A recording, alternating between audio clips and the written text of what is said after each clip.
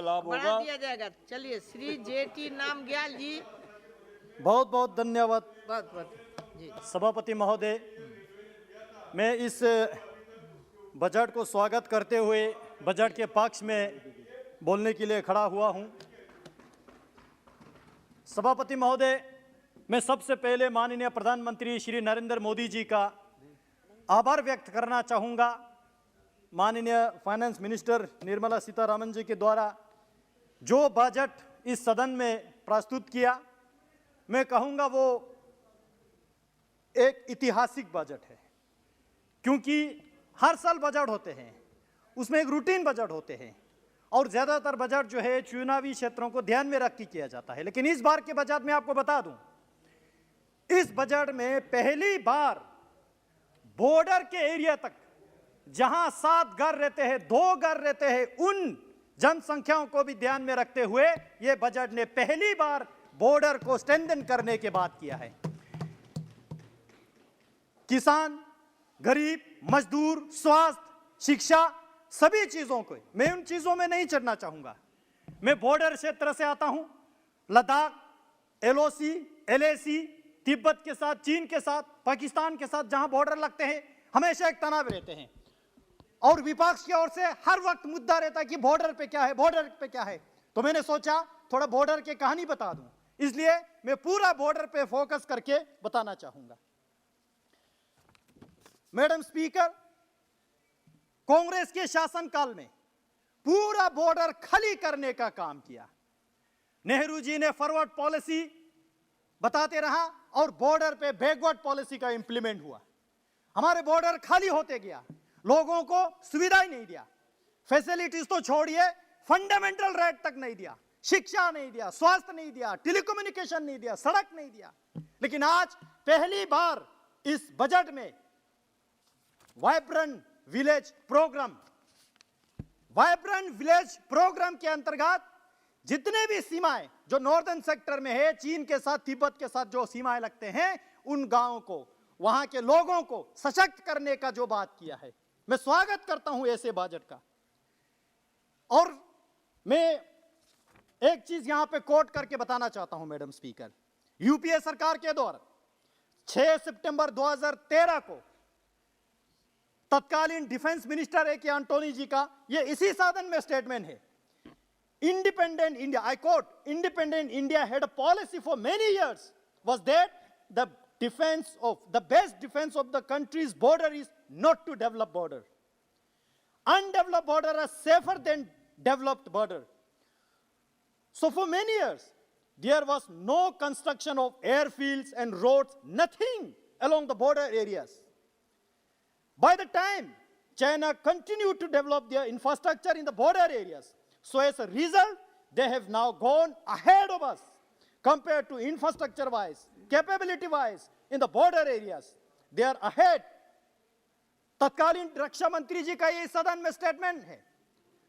Border को backward रखना, border को डेवलप नहीं करना, ये समझते थे कि बॉर्डर की सुरक्षा है। आज उसी पार्टी के लोग बेशर्मिंदा होकर यह सरकार से पूछ रहे हैं कि बॉर्डर पे क्या है, गलवान पे क्या हुआ, पेंगोंग पे क्या है, छुशुल पे क्या है। मैं बताना चाहता हूं, आज बॉर्डर पे खतरा बढ़ रहा है तो यह कांग्रेस की नीति के कारण से बढ़ रहा है। चाइना की ओर से सीपैक बना दिया, चाइना पाकिस्तान इकोनॉमिक कॉरिडोर, यह मोदी जी के शासनकाल में नहीं बना। डेमजोक के आगे टाशीगांग में हाइडल पावर डैम बना दिया, रोड बना दिया, 6-8 एयरपोर्ट बना दिया, पूरे लद्दाख को गिरा दिया। यह कांग्रेस के शासनकाल में हुआ और हमारे यहां से उफ तक नहीं बोला कांग्रेस सरकार ने। मैं बताना चाहता हूं अध्यक्ष महोदय, अभी गलवान सेक्टर के बाद बार बार आते, गलवान, फिर वहां से जाके मोरगो, दौलत बेगुड़ी सेक्टर, पूरे उस एरिया को नॉर्दर्न सब सेक्टर कहते हैं, जहां कनेक्टिविटी के लिए डीएसडीबीओ, दुर्बुक शायोग, दौलत बेगुड़ी जो एक सड़क होता है, माननीय अटल जी के सरकार के दौरान वहां पे सड़क बनाने के जो निर्णय लिया 220 किलोमीटर का, 2020 में वो काम चालू हुआ। उसके बाद कांग्रेस सरकार आया। अध्यक्ष जी, मैं आपको बता दूं, 2012 तक वो सड़क कंप्लीट नहीं हुआ। बना ही नहीं वहां पे, और विजिलेंस लग गया। विजिलेंस में बताया कि वहां तो इतना दूर है, बर्फ है, पानी है, नहीं जा पाएंगे, आपको हेली की कराते हैं। तो विजिलेंस कमेटी को हेली में ले गया। मैं आपको बहुत इंटरेस्टिंग कहानी सुना रहा हूं। हेली में लेके गया, ऊपर से हेली से, हाँ भाई नीचे से सड़क है, अच्छा ब्लैक टॉप किया हुआ है, देखा, रिपोर्ट सबमिट किया, लेकिन उसमें यह बताया कि अच्छा ये बीच बीच में पानी आ रहा है, तो ये रीअलाइनमेंट करके दोबारा बनाना पड़ेगा। तो ये जितने भी हजारों करोड़ है वो अध्यक्ष जी अभी तो शुरू किया है, अभी तो शुरू किया, अभी तो शुरू किया, प्लीज। तो वो सड़क जो है रिपोर्ट में बता दिया कि अच्छा ये ब्लैक टॉप हुआ, बीच बीच में इसको रीअलाइनमेंट करना पड़ेगा। मैं आपको बता दूं अध्यक्ष महोदय, सड़क बने ही नहीं, नीचे ब्लैक टॉप के जगह कंबल बिछा दिया इन्होंने, कंबल बिछा दिया। आप यकीन करोगे, कंबल बिछा के वो आज भी, मैं वहां शयोग जाता हूं, दुर्बुक जाता हूं, टंग से जाता हूं, लोगों से मिलता हूं, वही लोग जो ग्राउंड की हकीकत कहानी मुझे बताते हैं, संसद जी ऐसा होता था। लेकिन आज 2014 में मोदी जी की सरकार आए, तब से उस काम में रफ्तार पकड़ा, नए सिरे से शुरू किया। 2017 तक दौलतबीग उड़ी सेक्टर तक 220 किलोमीटर का सड़क चकाचक बना दिया। 2019 में माननीय रक्षा मंत्री राजनाथ सिंह वहां जाके 500 मीटर के गलवन घाटी के सामने एक ब्रिज का इनॉग्रेशन होता है। यह बॉर्डर का इंफ्रास्ट्रक्चर नहीं है क्या? उस रोड के समेत 37 ब्रिजेस जो स्ट्रेटेजिकली बहुत इंपॉर्टेंट है। मैं बताना चाहता हूं यह हो रहा है बॉर्डर में। ये बार बार पूछ रहे हैं कि बॉर्डर में क्या होता है। PP-14 गलवन घाटी बार बार चर्चा में आते हैं। मैं बताना चाहता हूं गलवन घाटी बहुत बड़ा इलाका है। नेहरू जी के टाइम पे गलवन घाटी ऑलरेडी अक्साई चीन में जा चुके हैं। हमारे पास जो बचा है वो PP-14 गलवन के मुंह है। आज भी हम वहीं पे है जहां पे हम थे। 1 इंच नहीं गया, 1 इंच नहीं गया। मैं बताना चाहता हूं अध्यक्ष जी आपको, पूरे बॉर्डर क्षेत्र में लुकुंग से लेके स्पंगमिक, मनमेरा, खक्ता, छुशुल, जिन गांव का मैं नाम ले रहा हूं, पेंगोंग झील के सामने किनारे वाले हैं, सड़क ही नहीं थे। आज माननीय मोदी जी ने CRF के फंड से, PMGSY के फंड से वो सारा ब्लैक टॉप हो चुका है। ये हो रहा है बॉर्डर में। छुशुल जहां पे 1962 में रिजंगला वार बहुत एक प्रचलित है, बहुत फेमस है। उस छुशुल में आज 4G से ज्यादा स्पीड में टेलीकम्युनिकेशन वहां नेटवर्क चलता है। यह हो रहा है बॉर्डर पे। आज बॉर्डर इंफ्रास्ट्रक्चर डेवलप करके अपने सीमा सुरक्षा बढ़ा रहे हैं। छुशुल से और एक चीज मैं बताना चाहता हूं, वहां पे रिजंगला मेजर शतन सिंह जी के समेत 114 कुमाऊं के जवानों ने शहादत दी, बलिदान दिया 18 नवंबर 1962 में। कांग्रेस के तत्कालीन सरकार ने माना ही नहीं। बहुत दुख होता है ये बताते हुए, बहुत दुख होता है। वहां पे 18 नवंबर 1962 के सुबह युद्ध हुआ, हमारे 114 जवान शहीद हुआ। 4 महीने तक कांग्रेस ने उसका पूछताछ नहीं किया। मना की दिल्ली सरकार ने, कहीं भाग गया होगा, सरेंडर किया होगा, युद्ध का मैदान छोड़ दिया होगा। पूरा बर्फ पड़ा, विंटर में बर्फ में सारे हमारे वीर जवानों के लाशें ढक गया।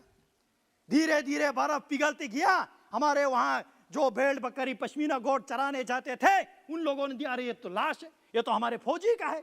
तब जाके पता चला हमारे भारतीय सेना ने 1 इंच तक नहीं गवाया। और वहां से the last man, Indian army का एक बहुत बड़ा स्लोगन आता है, जो अंतिम व्यक्ति अंतिम अम्युनिशन तक वहां पे जो लड़ाई किया, the last man last round, ये आज बहुत फेमस स्लोगन है। वहां जो लाश पड़े थे हमारे सेनाओं के, किसी के हाथ में बम, किसी के हाथ में बंदूक, किसी के हाथ में जो इंजेक्शन, जो मेडिकल असिस्टेंट थे, पूछा ही नहीं कांग्रेस ने। आज 60 साल के बाद नरेंद्र मोदी जी के सरकार ने मेजर शतन सिंह के समेत 114 जवानों को अपने शौर्य गाथा लिखने का जो समय दिया, वहां पे वार मेमोरियल बना के इस बात उद्घाटन। ये कांग्रेस पार्टी हमेशा भारतीय सेना पे संदेह करते रहता है, उंगली उठाते रहता है। मैं बताना चाहता हूं अध्यक्ष, वहां पूरा बॉर्डर समेत तुर्तुक इलाका, एक बहुत बड़ा इलाका 1971 में POK से लिबरेट होकर हिंदुस्तान के साथ जोड़ा। पूछा ही नहीं इन्होंने, पूछा ही नहीं। इस बार पहली बार माननीय मोदी जी के सरकार में हम यहां आजादी का अमृत महोत्सव, आजादी के 75वीं साल मना रहे। तुर्तुक वालों ने इस बार 50वीं साल मनाया। वहां तुर्तुक, त्यक्शी, थांग, बोगदांग, ये चुलुंका सारा आता है। ये पहचान दे रहा है, हर एक व्यक्ति को पूछ रहा है। मैं बताना चाहता हूं आपको, केवल चुशुल ही नहीं, वहां से जाके छागा, फिर दुंगटी। दुंगटी का कहानी बहुत इंपॉर्टेंट है। वहां पे एक ब्रिज होता था, ककजुंग वैली, सैकड़ों किलोमीटर वहां पे हमारा पश्चर लैंड होता है, वहां पे हमारे नोमैड लोग जाता है। चाइना ने ऑब्जेक्शन किया, अपने जमीन में से ब्रिज को हटा दिया कांग्रेस सरकार ने 2007 में। भाई ये कौन सा सुरक्षा है? आज मोदी जी के सरकार ने साहसिक कदम दिखा के वहां पे 25 करोड़ के ब्रिज बना रहा है। ये हो रहा है बॉर्डर पे। मैडम मैं जल्दी खत्म कर रहा हूँ, जल्दी खत्म कर रहा हूँ। 5-6 आदमी हमारे और बोलने वाले हैं। जी मैं जल्दी खत्म कर रहा हूँ। हाँ। आज इस सरकार ने इस वाइब्रेंट विलेज प्रोग्राम में ये सारा विकास दे रहा है। बॉर्डर एरिया में मैं आपको एक उत्तराखंड की कहानी बता दूं। वहां पे पिथौरागढ़ डिस्ट्रिक्ट में एक छोटा सा गांव है। मैडम स्पीकर, बस 2 मिनट में मैं कंक्लूड करूंगा। वहां पे पिथौरागढ़ में एक प्लीज एक वहां पे एक मैं भूल गया, आपने डिस्टर्ब किया बीच में। एक छोटा सा गांव है, वहां से पूरा माइग्रेट हो गया खमलिंग। आज वहां पे दोबारा लोगों को बसाने के लिए टेलीकम्युनिकेशन सारा सुविधा देने की बात कर रहा है। इन्होंने पूरा अक्साई चिन्ह तो दे दिया। जब 370 यहां पे हट रहे थे, कांग्रेस पार्टी ने ऑब्जेक्शन किया। मैं सवाल खड़ा करना चाहता हूं, 370 के रहते हुए आपने कैलाश पर्वत के समेत मानसरोवर झील जो है चाइना को दे दिया। कैसे दिया भाई? 370 के रहते हुए आपने 370 ले। और एक सवाल मैं पूछना चाहता हूं, 1962 से लेके 2019 के इलेक्शन तक कांग्रेस पार्टी ने अक्साई चीन को वापस भारत के साथ जोड़ने का एक बार भी मैनिफेस्टो में इन्होंने नहीं लाया। क्यों नहीं लाया? चीन से डरते हैं क्या? नेहरू जी के छवि खराब होने में डरते हैं क्या? या चीन से इतना प्यार है आपको? सुनो, आपको बॉर्डर पे सुनने में बहुत तरसते हैं ना। सुनो, मैं बता रहा हूं आपको अध्यक्ष जी, ऐसे बहुत सारे योजनाएं। आज मैं यहां पे मांग कुछ रखना चाहता हूं टूरिज्म इंडस्ट्री को लेके। पूरे बॉर्डर एरिया जो है आज मोदी सरकार ने टूरिज्म के लिए खोल दिया। सियाचिन बेस कैंप तक मैंने खुद वहां पे ग्रुप लेके गया, त्यक्शी थांग तक, द्रास की मुश्को वैली तक, हुंदरमान तक, डेमजोक, उमलिंग ला पास, हाईएस्ट मोटरेबल रोड तक। लेकिन साथ ही साथ पिछले 3 साल कोविड के चलते हुए लद्दाख के टूरिज्म इंडस्ट्री को बहुत लॉस हुआ। मैं आपके माध्यम से सरकार से निवेदन करना चाहता हूं, उनको रीएस्टेब्लिश करने के लिए इंसेंटिव कुछ दे। अध्यक्ष जी, हमारे लद्दाख में आईटीबीपी का जितना भी बॉर्डर आउटपोस्ट है, वहां पे नेटवर्क की जरूरत है, वहां पे इलेक्ट्रिसिटी की जरूरत है। सरकार उस तरफ भी तवज्जो दे। बस मैं खत्म कर रहा हूं, मैं खत्म कर रहा हूं। को भी बोलना है। अध्यक्ष जी, श्री राहुल कसवा जी, ऐसे सरकार ने जो पूरे लद्दाख को एक बार फिर से सर उठाने का काम दिया, और इस बजट में 5,958 करोड़ फिर लद्दाख को दे रहा है। इससे सौभाग्यशाली हम क्या होना चाहिए? लद्दाख के हर एक व्यक्ति आज गौरवान्वित महसूस करते हैं। हम बॉर्डर के चौकीदारी करेंगे, देश के लिए मर मिटेंगे, कांग्रेस की तरह अपने देश को नीलाम होने नहीं देंगे। यहाँ पे कांग्रेस के लीडर ये सवाल खड़े करते हैं, मोदी जी ने इस राष्ट्र को, भारत को 2 राष्ट्र। मैं बताना चाहता हूं, कांग्रेस ने मोहम्मद अली जिन्ना जी ने 2 नेशन का थ्योरी दिया।